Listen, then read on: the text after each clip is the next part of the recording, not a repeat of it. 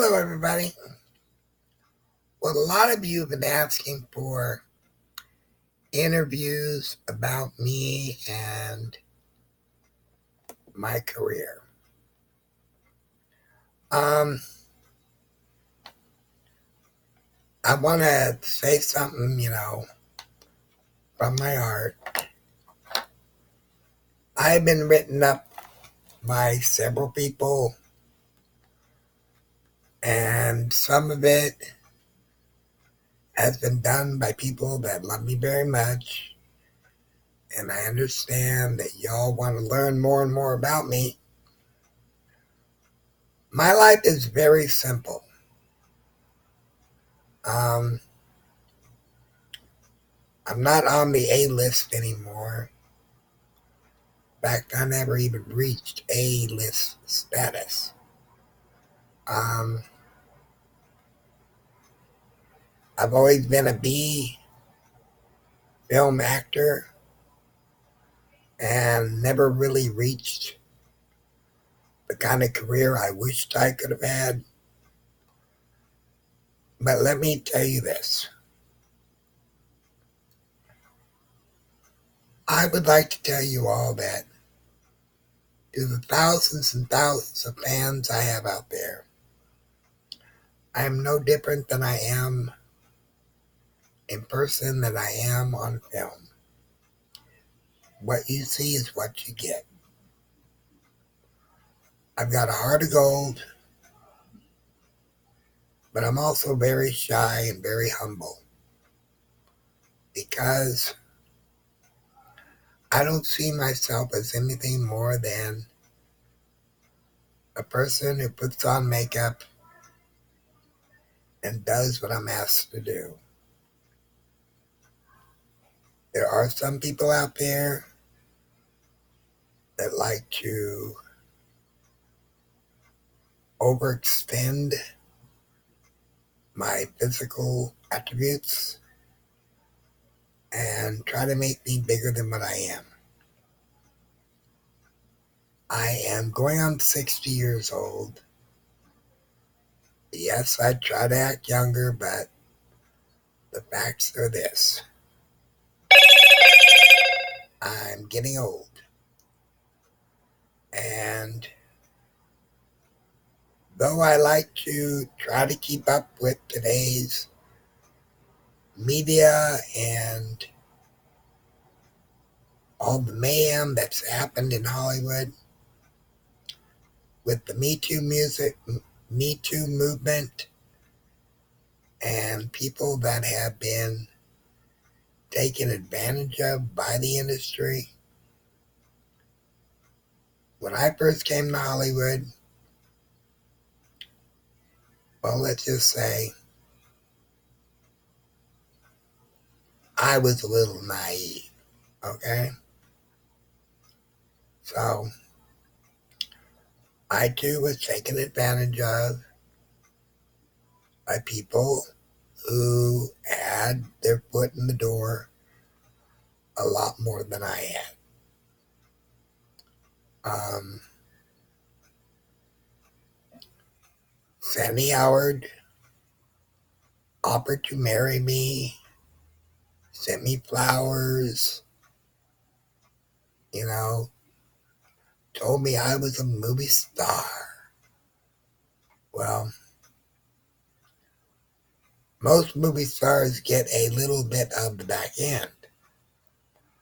I got one residual payment of $29 from Hollywood Vice Squad. That was it. Nothing after that. It went from theater to videotape. So if you're in this business and you were lucky enough to get past the first threshold, my only advice to you is this.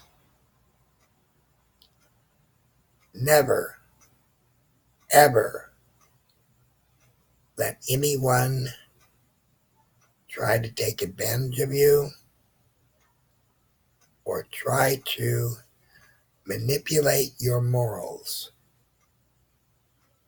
If a person wants you to do something that you don't feel comfortable with, then say no. Your personal space is your personal space, and don't allow directors, casting people, writers, producers, whatever, make you do something that you do not feel comfortable with. If you don't want to do nudity, then don't. Granted, they will try to make you seem to be a difficult person,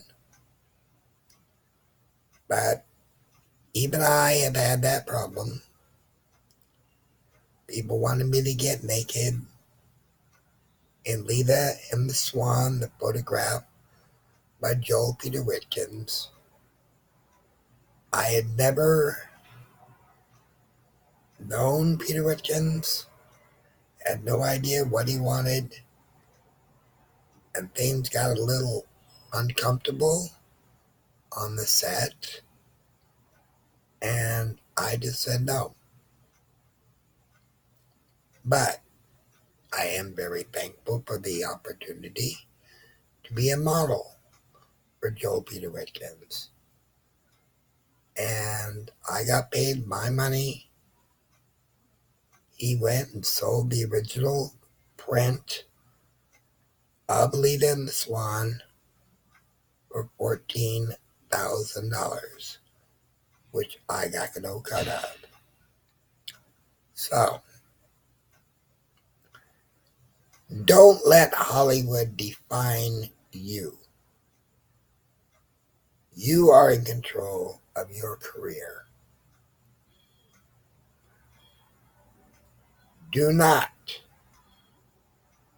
let people talk you into stuff by them saying, oh, well, you've got to do this in order to have the job. No, you don't. My uncle Stanley Ralph Ross taught me early on in the business. Yes, sex sells.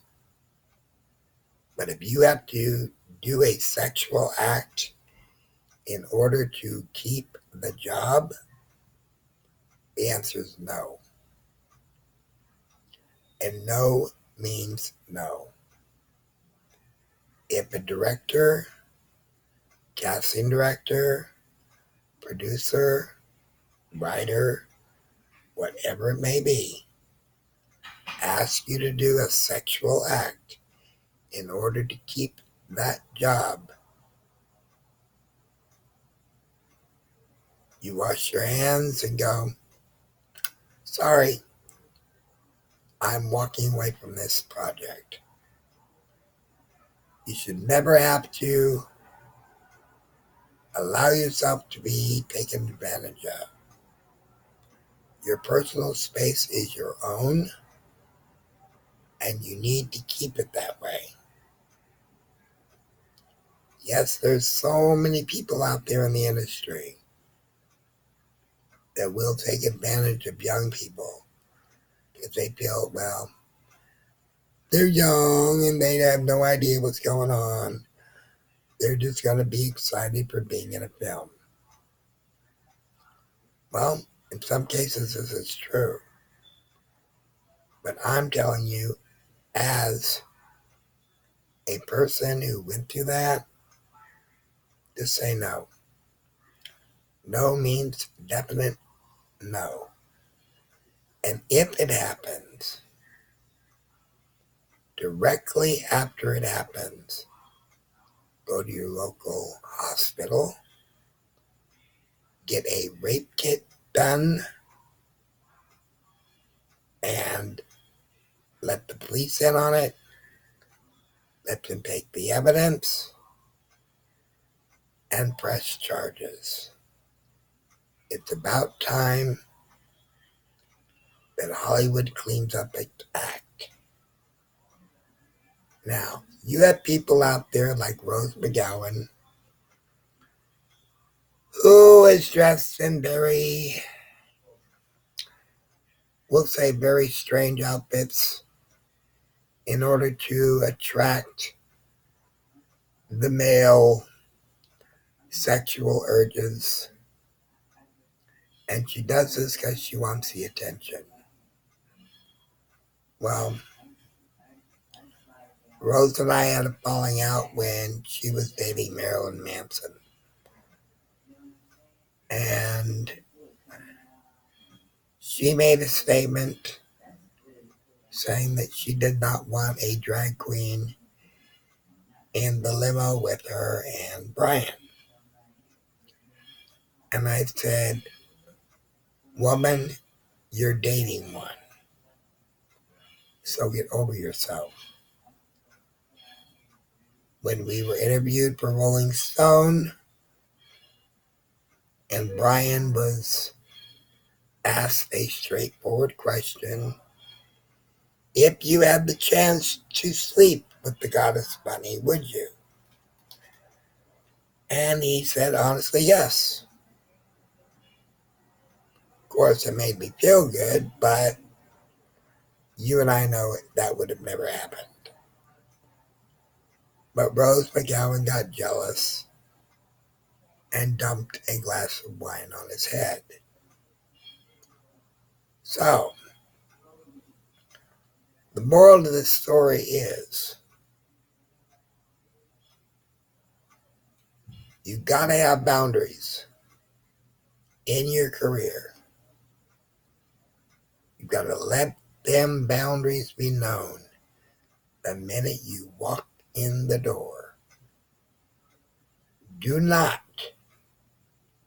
and I can't stress this enough, do not allow people into your inner private space. Be yourself. Enjoy who you are.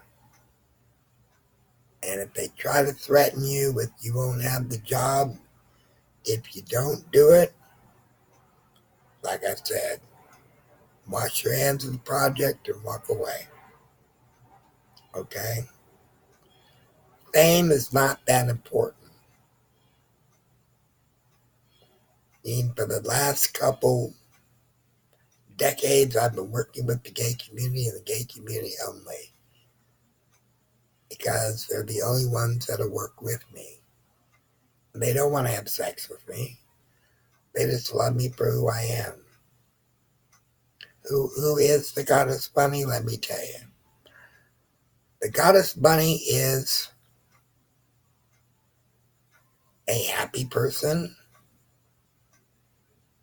who likes to perform, who likes to lip sync. Now, I've been coming out with some videos where I do actually show I can actually sing. But a drag queen is exactly that. A female illusionist. Okay? And we lip sync. That's the whole persona right there. I've got title for Best Lip Singer of California. I've got Miss Sunset Junction. I've got Gucci Award winning lip singer of the Imperial Court. I've got Miss Zero to Success, which was for the gay handicap. And I was First Lady in waiting to Empress Rosie Del Mar of the Los Angeles Court. So, and I've also got the honorary title of appreciation for what I have accomplished throughout my career from Bushwick. So I want to thank all my fans and my friends for the support and the love and the respect that they've shown me throughout the years. Danny Fuentes, Hunter Crowder, and many other of you fans that have tried to keep me afloat, I want to thank you. But for people who have paid, well, what they can, but not as much as I'd like them to be, I thank you also. Being a disabled drag queen is not an easy task. And being the fact that I see myself as one of the early transgender people, even though I call myself a drag queen, it's because the community loops drag queens and transgender together. And it's only because of what's between our legs. We are not drag queens. We are transgender women. And people have got to start calling us women. My ID, my medical insurance, my social security check, my ID, everything says female on it. So, again, thank you for all my fans. You all have a blessed night. Tonight, September 21st, 2019. And remember, don't let anyone define you. You define yourself. And keep yourself level-headed and business smart.